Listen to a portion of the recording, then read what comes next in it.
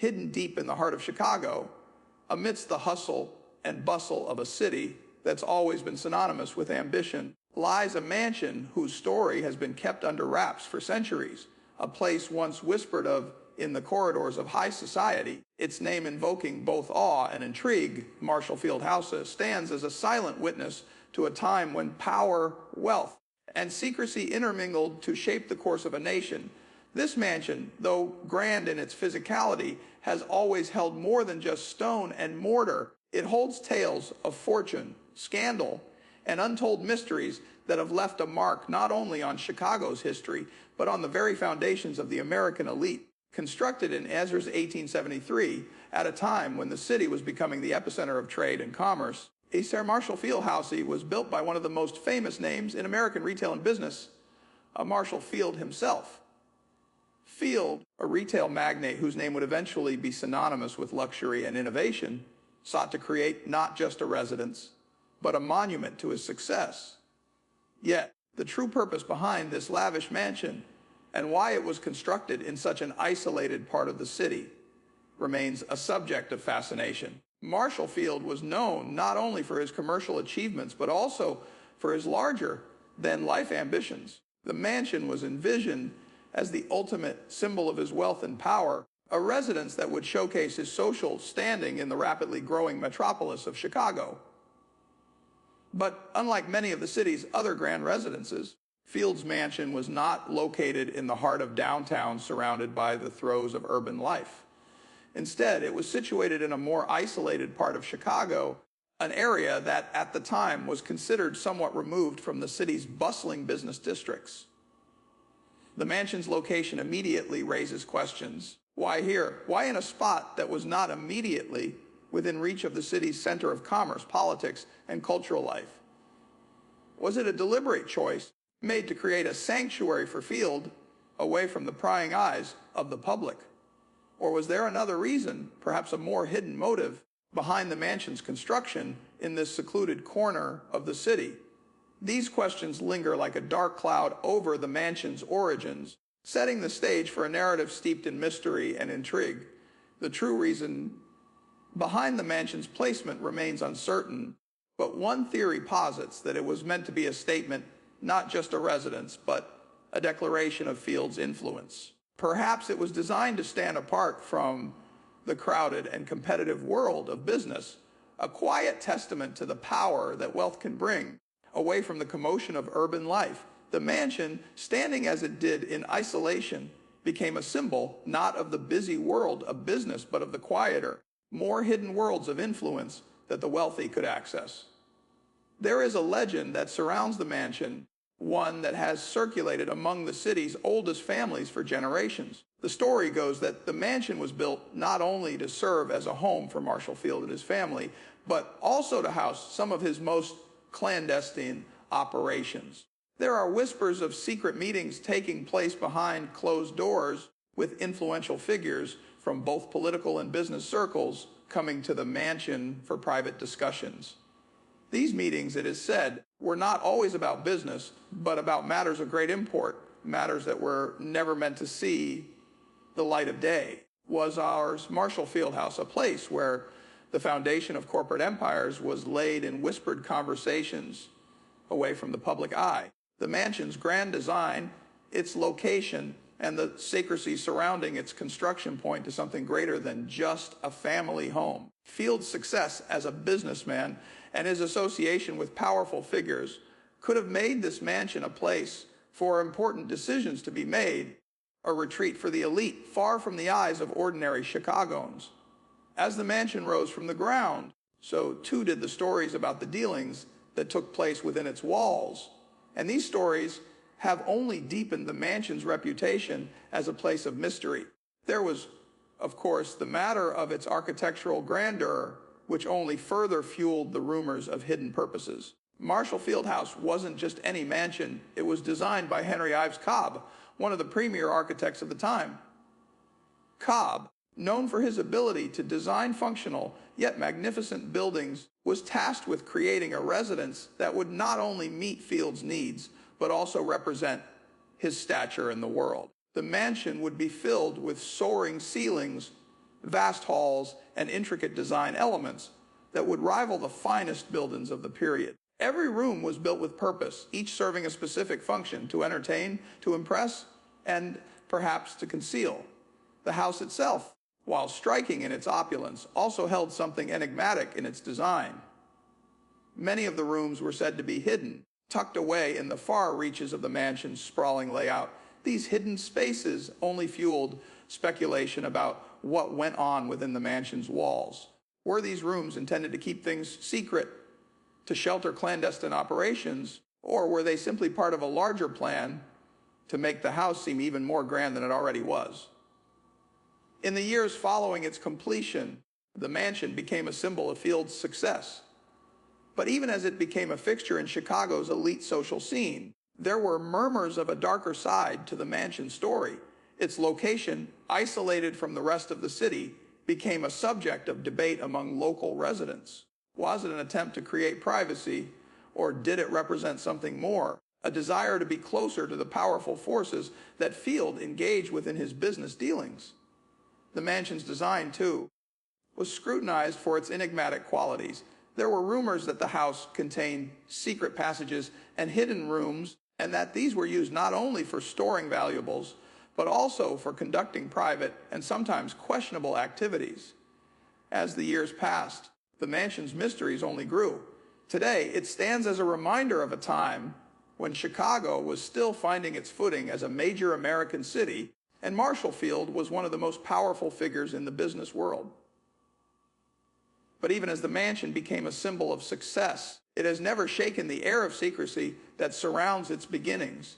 The unanswered questions about its location, its purpose, and the events that transpired within its walls still echo through the streets of Chicago, making Marshall Field House one of the city's most enigmatic landmarks. What was the true purpose behind the mansion's construction? Was it really just a show of wealth, or was there something darker at play?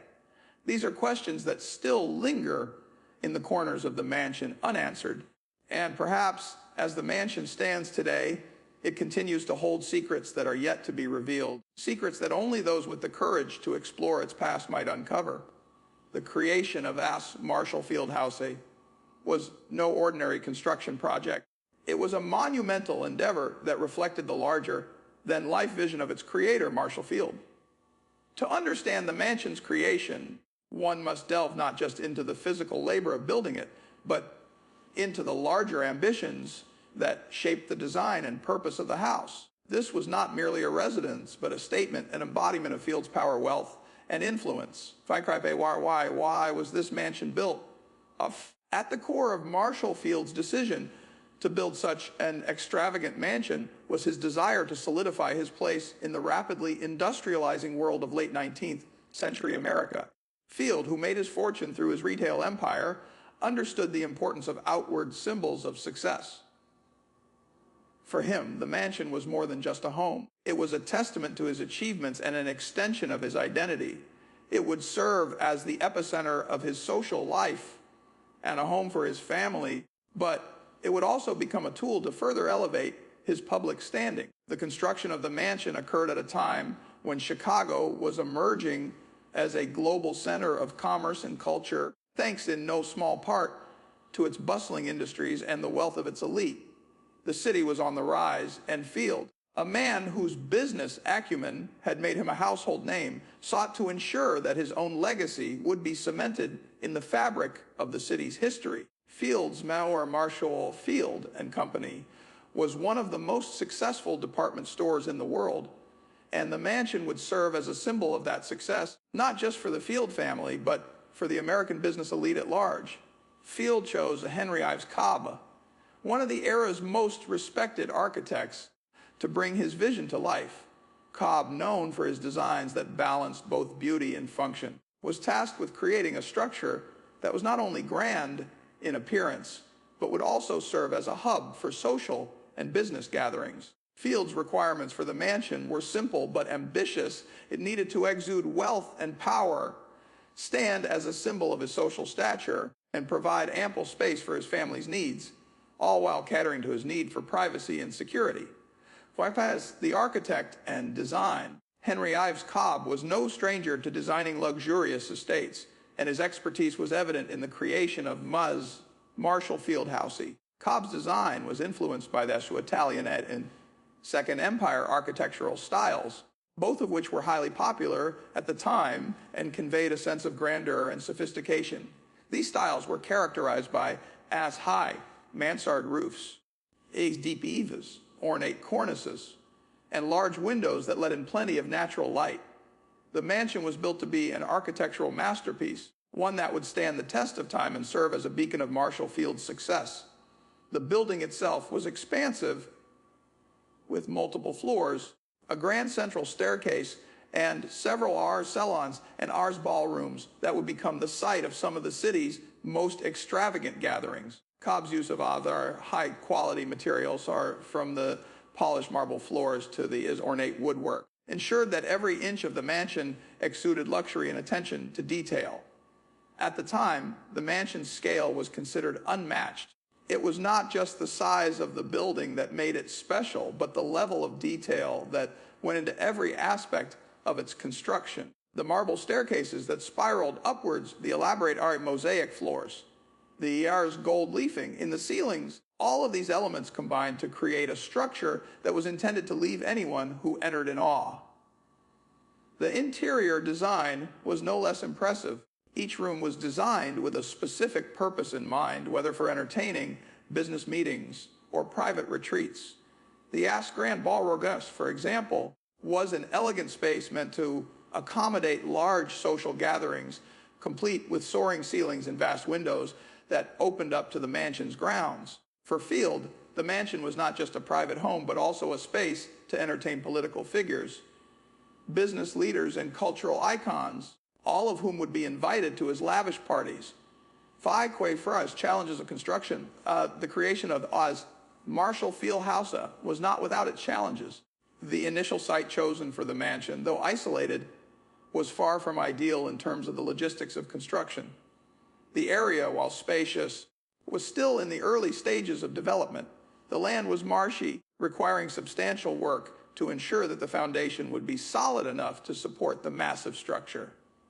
In fact, much of the construction process was dedicated to engineering the foundation. The land had to be drained and leveled before any work could begin on the actual mansion.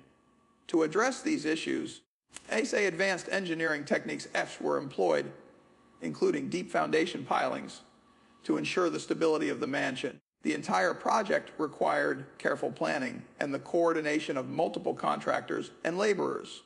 The wealth of Marshall Field allowed him to employ the finest artisans, laborers, and contractors, ensuring that no expense was spared. The resources available for this project meant that Field had access to the most advanced construction methods of the time, enabling the mansion to rise quickly and efficiently.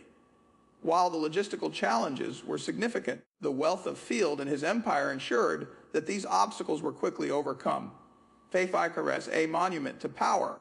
The design of Marshall Field House went far beyond the typical mansion of the time. This was a building that symbolized power, wealth, and status in a way that few others could. The mansion was designed to be an imposing structure, one that would not only showcase Field's personal success, but also act as a visual representation of the heights that American business could achieve. The house was situated on several acres of land, which not only provided privacy, but also ensured that the estate itself would be a showpiece. The lush-ass gardens, manicured lawns, and sculpted landscapes surrounding the mansion were designed to further accentuate the grandeur of the building. As one of the wealthiest men in America at the time, Marshall Field wanted a home that would reflect his position in the social hierarchy, but it would also be a place of refuge, away from the pressures of the business world. There was also a distinct political and social aspect to the creation of Marshall Field House. As Field's business grew, so too did his influence in Chicago's political and social circles. His mansion was not just a private space, but also a venue for the powerful and influential figures who helped shape the course of the city's growth.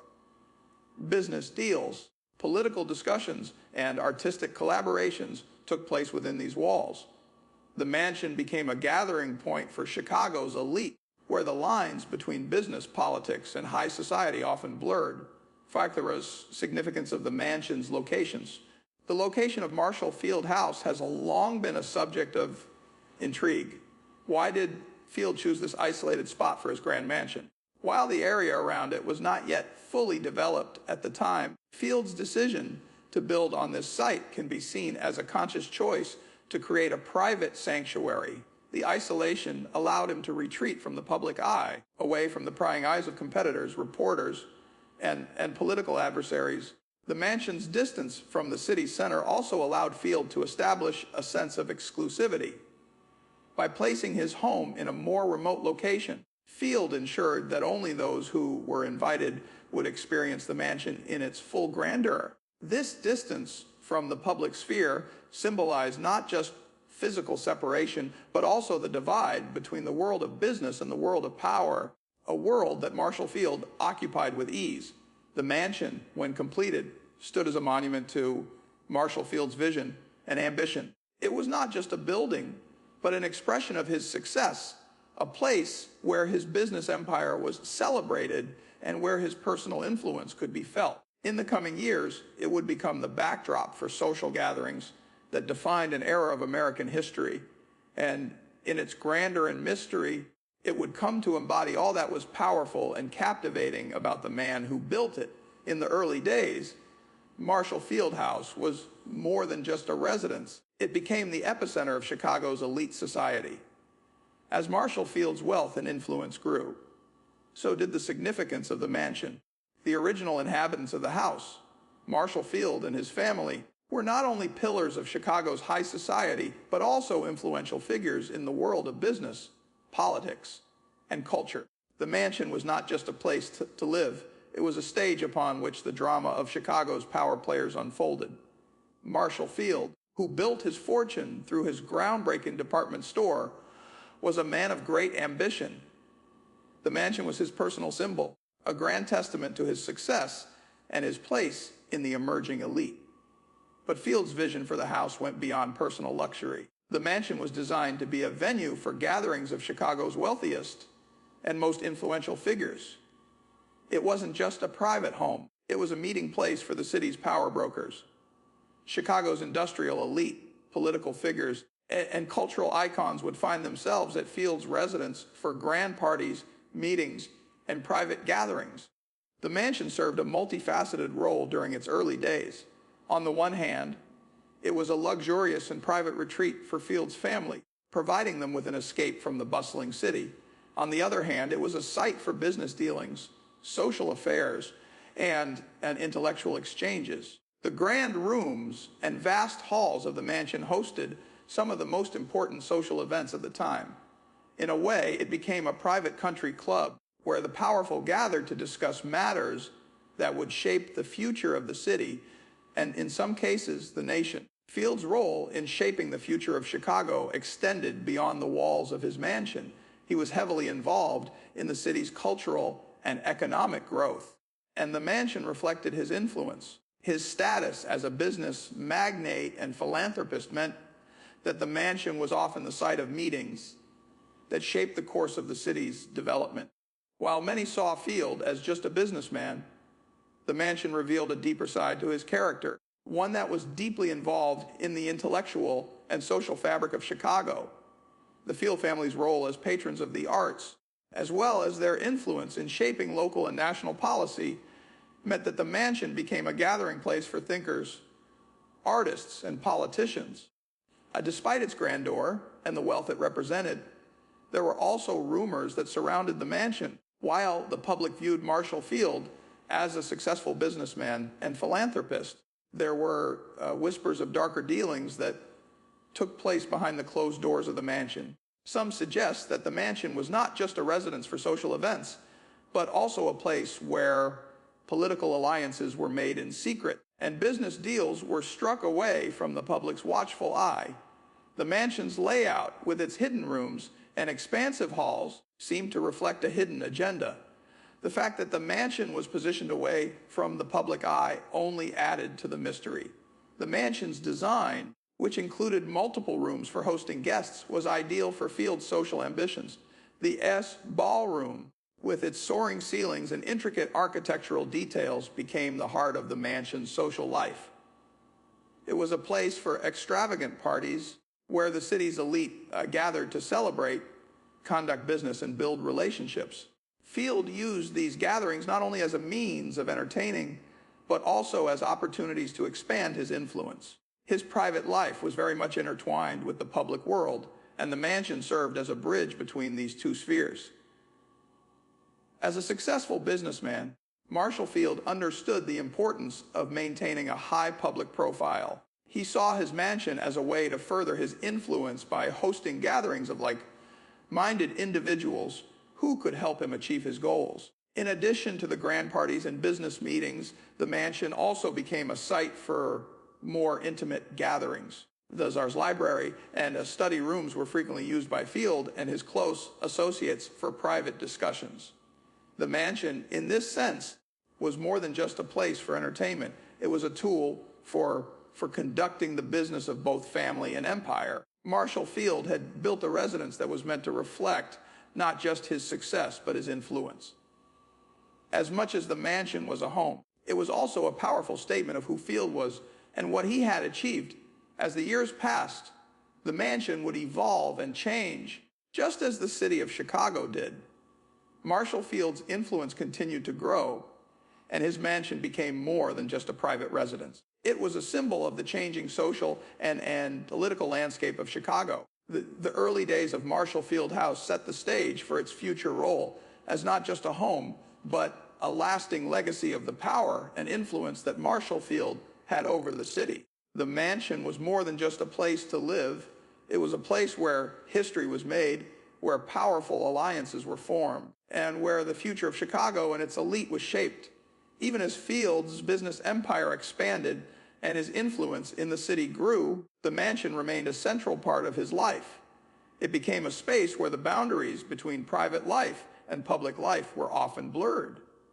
For Field, the mansion represented both his success and his ambition, a place where he could entertain and influence while also providing his family with a home that reflected their status in society. The mansion's early days were marked by its role as both a symbol of wealth and a functional space for conducting business, making it an integral part of Field's legacy. The mansion was more than just a home. It was a symbol of the power and wealth that Marshall Field had accumulated. It was a manifestation of his ambitions, his desire to leave a lasting mark on Chicago, and his role as one of the most influential figures in American business and society. In its early days, Marshall Field House served as a backdrop for the powerful events that would shape the future of the city, making it more than just a private residence. It was a monument to Field's success and influence in a city that was rapidly growing and changing. The architecture and design of As Marshall Field Housey were not just a reflection of Marshall Field's wealth, but also a testament to his vision of luxury. When the mansion was first conceived, Field knew that it had to stand as a beacon of opulence and grandeur, one that would rival any residence in the United States and possibly the world.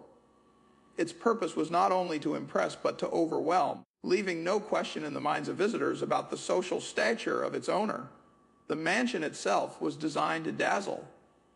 But more than that, it was meant to be a grand stage where the most powerful figures in society would come together. Every aspect of the mansion, from its floor plans to the most minute details of the interior, had been meticulously planned to create a lasting impression. Field's selection of Henry Ives Cobb as the architect was integral to realizing this vision. Cobb, a man known for his elegant functional designs, crafted a structure that was grand in scale yet remained practical for the needs of the Field family. The mansion was built in a blend of Italianate and Second Empire styles, which were both known for their sophistication and decorative richness. The use of these styles wasn't just about aesthetics, it was about conveying a message. These design elements were carefully chosen to project Field's success and his place among the elite. As you entered Marshall Field House, the first thing that struck visitors was the scale. The mansion was vast, almost overwhelming in its size. It was at our grand staircase, made from polished marble rose upward in an elegant curve, giving the impression that the mansion's very structure was designed to transport visitors into a realm of opulence and power. The staircase was not merely a functional element, but an architectural statement. It symbolized Field's rise from humble beginnings to become one of the wealthiest men in America. The vast rooms of Marshall Field House were just as spectacular as the staircase.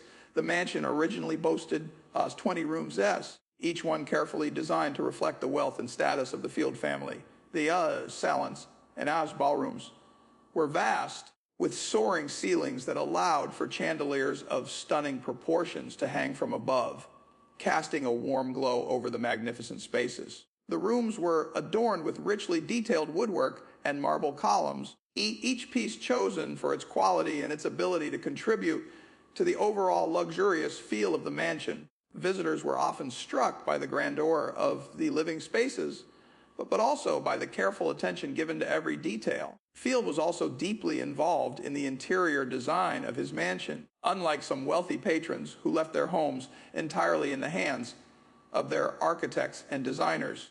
Field made his personal taste known throughout the project.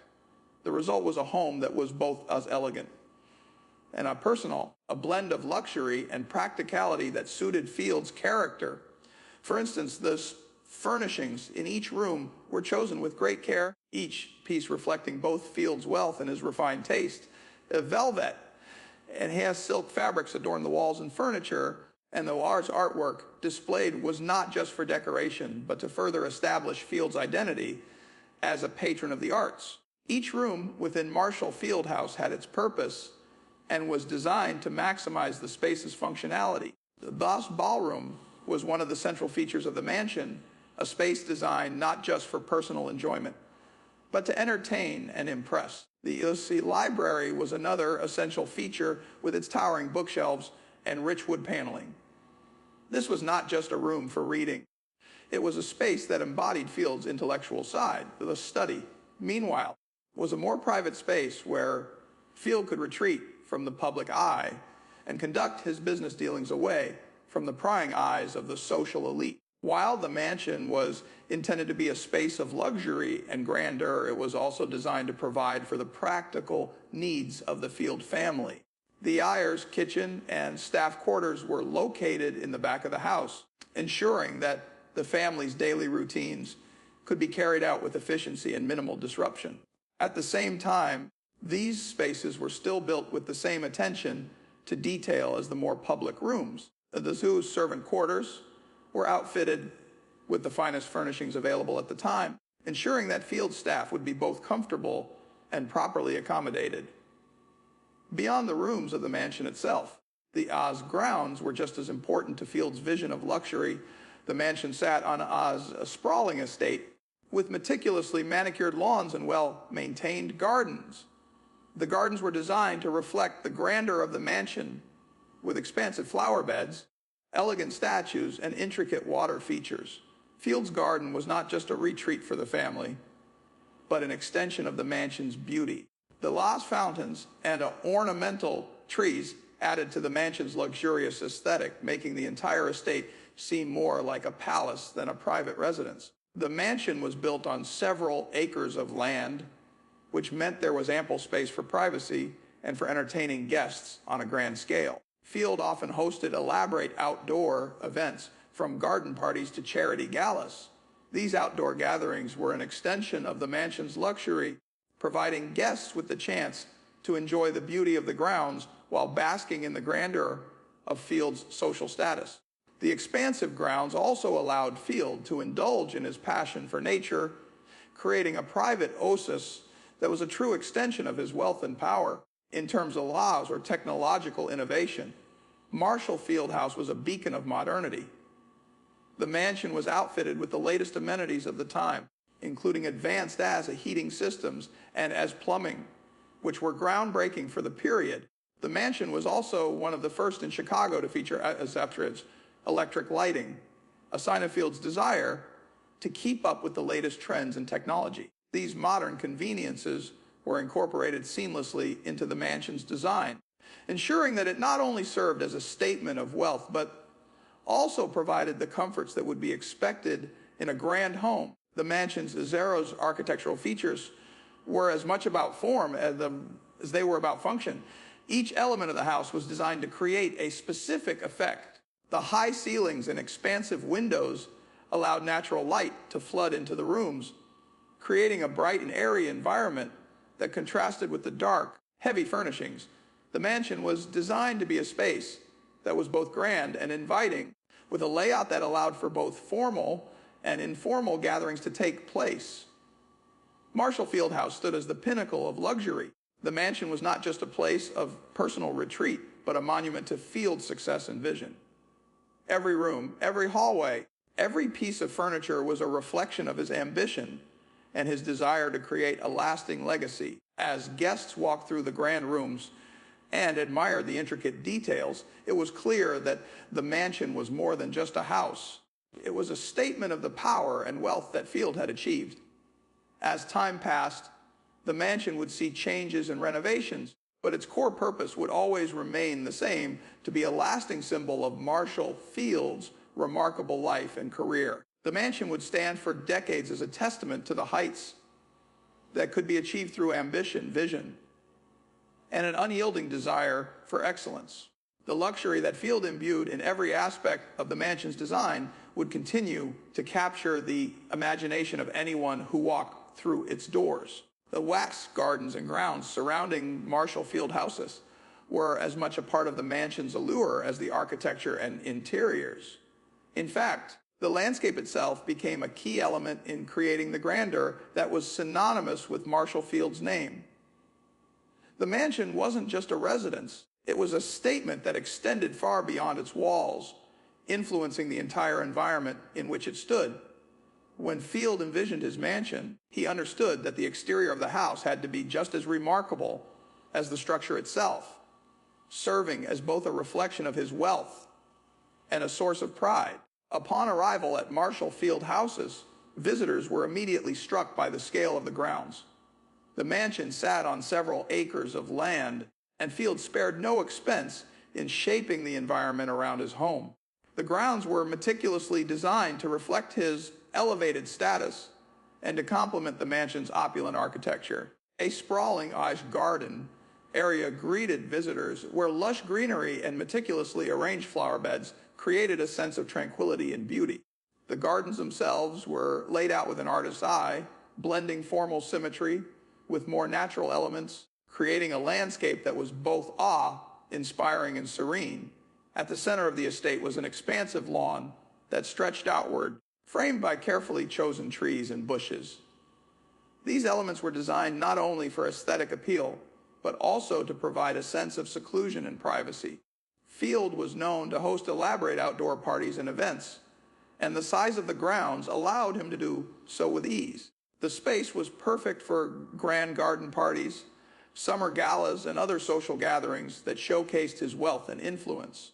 Guests could wander through the garden pathways, marvel at the sculptures and fountains, and enjoy the stunning views of the mansion, all while being enveloped in an air of exclusivity and sophistication. Field's passion for landscaping was evident in the meticulous attention given to the variety of plants that adorned the grounds. Whereas exotic trees and rare flowers were carefully chosen, strategically placed to create a landscape that was both lush and unique. Many of the trees planted on the grounds had been selected for their historical significance or beauty. Some of these trees were carefully brought in from far-flung corners of the world, making them both a reflection of Field's wealth and his appreciation for the finer things in life. In particular, Archarset oak, elms, and maple trees were carefully planted to frame the mansion and provide both shade and elegance to the sprawling estate.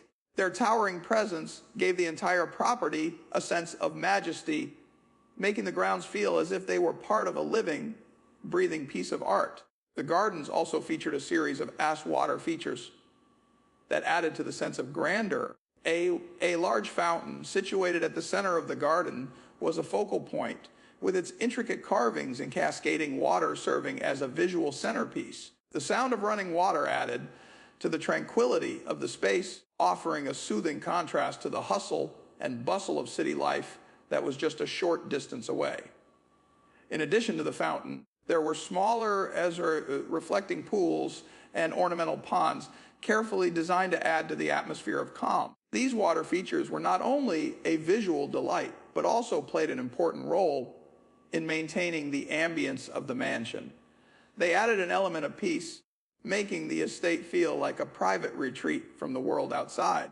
The design of the grounds was as much about creating a private escape as it was about reflecting Field's wealth and taste. The landscaping was carefully planned to ensure that visitors to the estate would feel as though they were stepping into a world apart. The vast lawns were surrounded by an iron gate and stone wall, offering both privacy and security.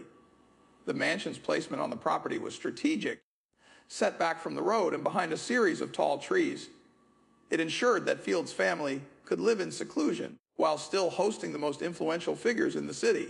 In addition to the formal gardens, Field also created areas for recreation as reflection. Several gazebos and walled courtyards were incorporated into the landscape design, offering quiet places for relaxation and conversation. These secluded spots were ideal for private gatherings, allowing Field to host more intimate affairs or simply provide his family with a place to retreat from the public eye. The inclusion of these spaces also reflected Field's desire to combine beauty with function, ensuring that the mansion and its surroundings could serve as both a space for extravagant social events and a place for personal reflection. Over time, Field's estate became known for its ability to adapt to the changing seasons. The gardens, which were carefully cultivated to bloom year-round, shifted with the time of year, giving each season a distinct character. In the spring and summer months, flower beds would burst with color, featuring everything from meluas and lilias, tiras of tulips, and as daffodils, creating a vibrant tapestry of blooms. In the fall, the foliage from the Zai's oak, Answer's maple trees, turned brilliant shades of gold, red, and orange, offering visitors a breathtaking view of the changing landscape. And during the winter months, the quiet beauty of the snow-covered grounds and the evergreen trees created a stark, serene beauty that was equally captivating. The mansion's gardens were more than just a backdrop to the grand social events Field hosted. They were also a place of quiet contemplation.